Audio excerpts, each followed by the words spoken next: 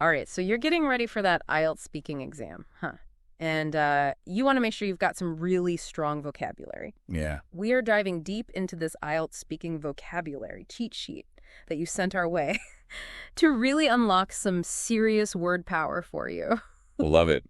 You know, I've been there. I've been racking my brain trying to think of something better than, just like good Right. to describe a really awesome experience. Like you want to, convey something very specific, Yeah. but you just can't find the right words. It can be really frustrating, Yeah. right? Especially in a high-stakes situation like the IELTS exam. Totally. Using precise vocabulary is absolutely crucial. It's not just about sounding fancy. Right. It's about showing the examiners how fluent you are, Yeah. the depth of your understanding. Right. Think of it like almost like painting a picture, but with your words. Yeah. You're trying to create a vivid and memorable impression. Yeah, that makes total sense. So it's about more than just finding a fancier synonym for a basic word. It's about, really conveying a deeper meaning. This cheat sheet that you sent over has a bunch of different categories. First up is describing people. I see words like charismatic, Okay. compassionate, and outspoken. Oh, those are fantastic examples. Using words like those shows that you're going above and beyond those basic adjectives and Yeah. that you have a really nuanced understanding of personality. Right. Yeah. But the real key here is to go beyond just listing adjectives. The cheat sheet emphasizes backing up your descriptions with really concrete examples, Okay. which can really help boost your score when it comes to lexical resources.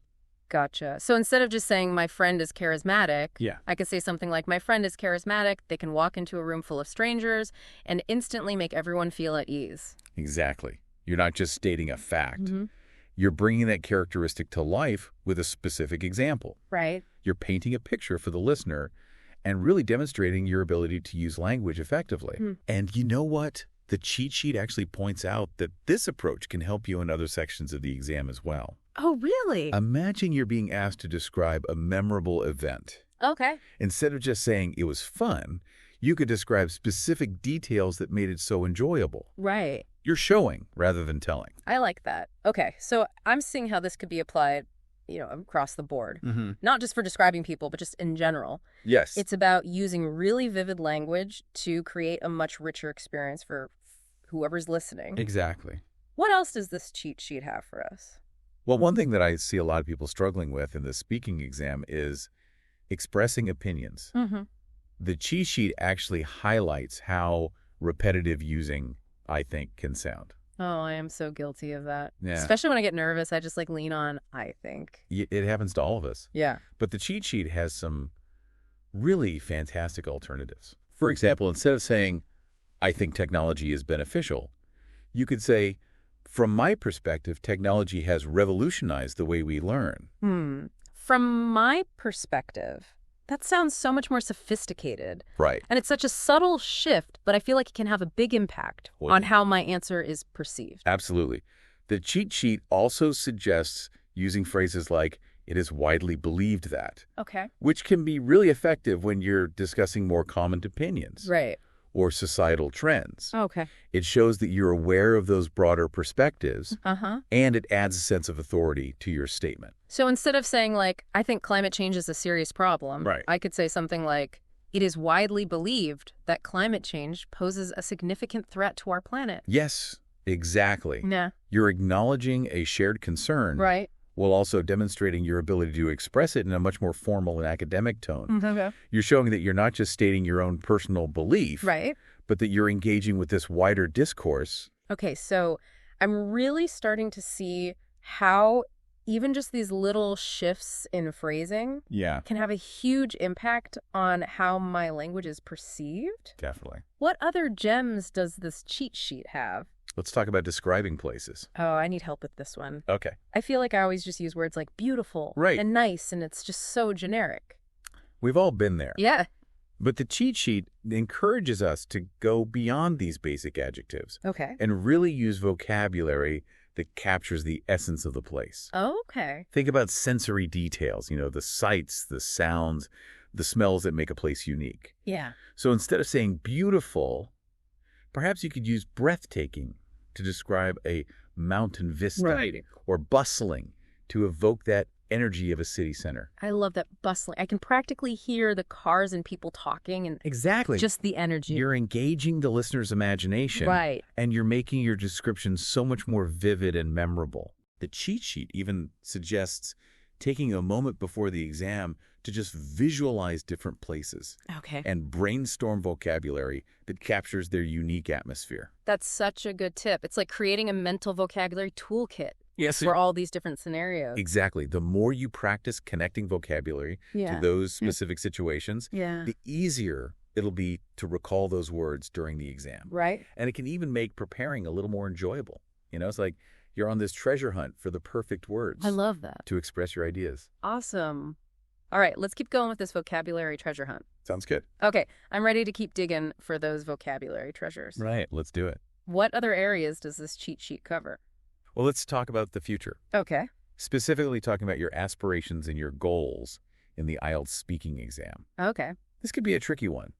Sometimes people just end up using simple language that doesn't really showcase their ambition. Oh, yeah, for sure. It's so easy to just fall back on, I want to. Right. But it doesn't really convey that drive and determination. Exactly. And that's where the cheat sheet can really come in handy. Okay. Instead of saying, I want to, it suggests using phrases like, I aspire to, or my ultimate goal is. Okay. These phrases can really elevate your language and highlight your ambition. I aspire to.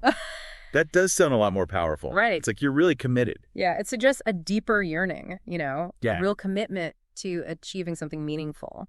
I can even hear the difference in my voice when I say it. Right. It's like you're not just stating a desire, you're declaring your intention to make it happen. Yeah. And the cheat sheet emphasizes practicing these phrases with your own specific goals. Okay. So instead of just saying, I want to travel the world, you could say, I aspire to explore diverse cultures and broaden my understanding of the world. I love that. That's a great example. Yeah. It's about going beyond that general desire and articulating a clear vision. For your future, I can see how that would impress the examiners. Absolutely. It shows them that you're not just dreaming. You're actively pursuing your goals. Exactly. Yeah. And this approach can be applied to any goal you have. Right. Whether it's career aspirations or personal development or anything else that you're passionate about. Okay. The key is to use language that reflects your determination. And really showcases your ability to express yourself with clarity and purpose. All right. I am feeling inspired to reframe my goals with this new vocabulary. Right. But let's be real for a second. Life isn't always sunshine and rainbows and achieving our goals. Yeah. Sometimes, things get tough. And the IELTS exam sometimes asks us to talk about challenges. Right. That we face. Absolutely. Yeah. And it's easy to fall back on simpler language when we're talking about challenges. Yeah. But the cheat sheet encourages us to really use vocabulary that reflects the complexity of those experiences. So instead of just saying it was difficult, I could say something like it was a daunting task. Exactly. Highlighting the magnitude of the challenge. Right. It's about choosing words that accurately convey the intensity of the situation. Okay. And remember, it's not just about describing the problem. It's also about showcasing your ability to analyze it and find solutions. Okay. The cheat sheet emphasizes the importance of using phrases like viable solution or effective strategy. Right. To demonstrate those problem-solving skills. So instead of saying, I didn't know what to do, I could say, I had to carefully consider various options before finding a viable solution. Exactly. You're showing that you didn't just give up. Right. You actively sought a way forward. Yeah. And remember, the IELTS examiners are looking for people who can not only identify problems, but also demonstrate critical thinking and problem-solving abilities. Okay. Using that type of sophisticated vocabulary shows them that you're capable of tackling those challenges head-on. It's like turning those challenges into opportunities to show off your skills and resilience. Exactly. I love that. Okay, this cheat sheet is packed with so much good stuff. Yeah. But honestly, one of my biggest fears is just blanking out during the exam and forgetting all these amazing words. I think we've all been there. Yeah. The pressure of the exam can sometimes make our minds go blank. Yeah. But remember, it's not about memorizing a list of words. Right. It's about integrating them into your everyday language. Okay. The more you use them in real conversations, Uh-huh. the more naturally they'll come to you during the exam. So it's about making those words a part of how I naturally speak, Exactly. not just, something that I'm trying to cram in the night before. Yes. Think of it like learning a new dance move. Okay. At first, it feels awkward and unfamiliar, Right. but the more you practice, the smoother and more natural it Yeah. becomes. And it's the same thing with vocabulary. The Okay. more you use it, the more it becomes second nature. I love that analogy. It takes the pressure off. It makes it feel more like a process of Yeah. discovery It is. rather than a chore. Exactly. It's about embracing that journey of language learning Uh-huh. and enjoying the process of expanding your vocabulary. Okay. And you know what? The great thing is, Yeah. these skills will benefit you far beyond the IELTS exam. Totally. They'll enhance your communication in all areas of your life. It's not just about passing a test. Right. It's about becoming a better communicator. That's a fact. In general, which I can definitely get on board with. Yeah. But sometimes I do feel a bit overwhelmed Uh-huh. by just how many words are out there. Right. Any tips on how to prioritize? Yeah, that's a great question. It's impossible to learn every single word in the dictionary. Totally. The key is to focus on the vocabulary that's most relevant to your goals Okay. and the topics that you're likely to encounter in the IELTS speaking exam. Gotcha. So think about the common themes that often come up, like education or technology, Right. the environment, social issues. So it's about being strategic Yes. and tailoring my vocabulary to the specific situation. Exactly. And another really helpful strategy Okay. is to pay attention to the vocabulary used in sample IELTS speaking tests Right. and practice materials. Gotcha. These resources will give you a really good sense of the types of words and phrases that examiners expect to hear. It's like doing some recon Yeah, before the big day. exactly. By immersing yourself in the language used in that IELTS context, Yeah. you'll be much better equipped to use it effectively during the actual exam. Okay. I'm feeling more confident about approaching this vocabulary challenge with a more strategic mindset. Good. But I gotta ask, what about pronunciation? Yeah. I sometimes struggle with new words, Mm. especially ones with tricky sounds. Pronunciation is crucial. Yeah. After all, what good is having a powerful vocabulary if nobody can understand what you're saying? Right. The good news is there are tons of resources out there to help you improve your pronunciation. Like online dictionaries, they often include audio pronunciations. Okay. So you can actually hear how native speakers say those words. That's really helpful, but sometimes I feel like I need to break it down even further Mm-hmm. and practice those individual sounds. Is there a way to do that? Absolutely. Have you ever heard of phonetics? It rings a bell, but I definitely need a refresher. Okay, so essentially, phonetics is the study of speech sounds. Okay. It involves learning the phonetic symbols that represent those different sounds. Okay. It might seem a little daunting at first, Right. but it's like unlocking this secret code Mm-hmm. to pronunciation. Yeah. Once you understand those symbols, Okay. you can break down any word into its individual sounds Okay. and practice them really methodically. So it's like having a roadmap for how to say the words. Exactly. And the best part is there are so many online resources and tutorials that can teach you the basics of phonetics in a really fun and engaging way. That makes it seem a lot less intimidating. Definitely. And remember, the more you practice pronouncing those tricky words, Mm-hmm. the more natural and effortless they'll become. Practice, practice, practice. It's the golden rule of language learning. It really is. Yeah. And don't be afraid to make mistakes along the way. Right? You know, mistakes are just opportunities to learn and grow. Yeah, that's a good way to look at it. It takes the pressure off, Mm. and it allows you to really embrace that learning process. Okay, I'm feeling motivated to tackle this pronunciation challenge as well. Great. But before we move on, I have another question. Okay. How do I make sure that these new words and phrases Yeah. sound natural when I'm actually speaking? Yeah. You know, I don't want to sound like I'm reciting from a textbook. Right. That's a great question.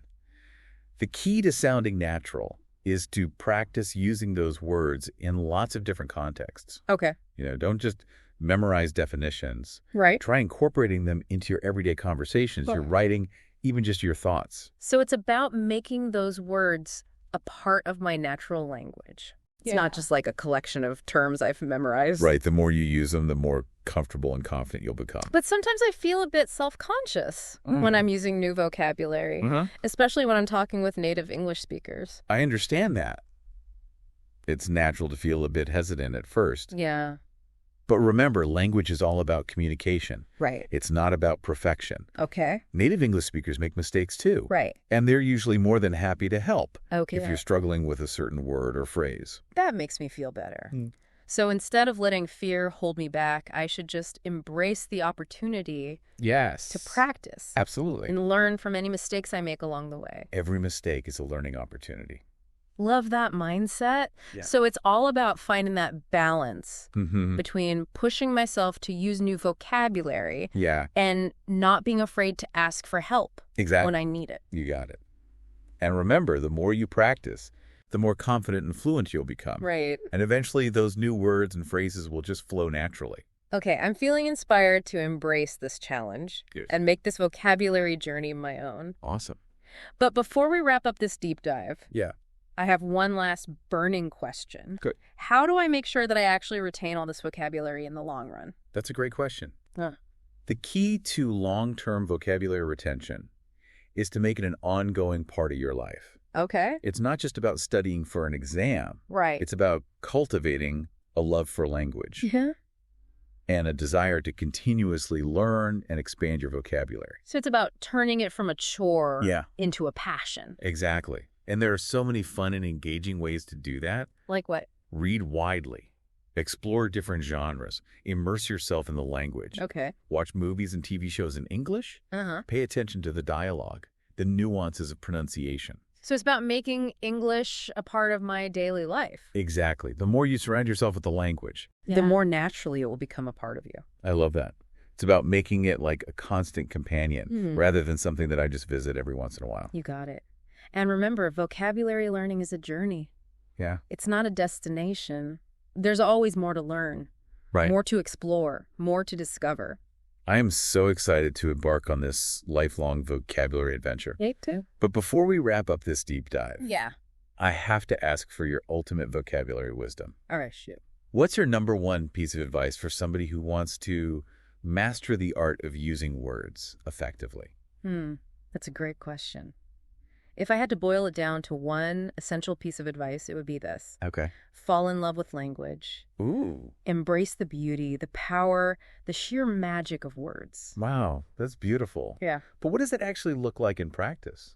It means approaching language with curiosity, Okay. with a sense of wonder. Don't just memorize words.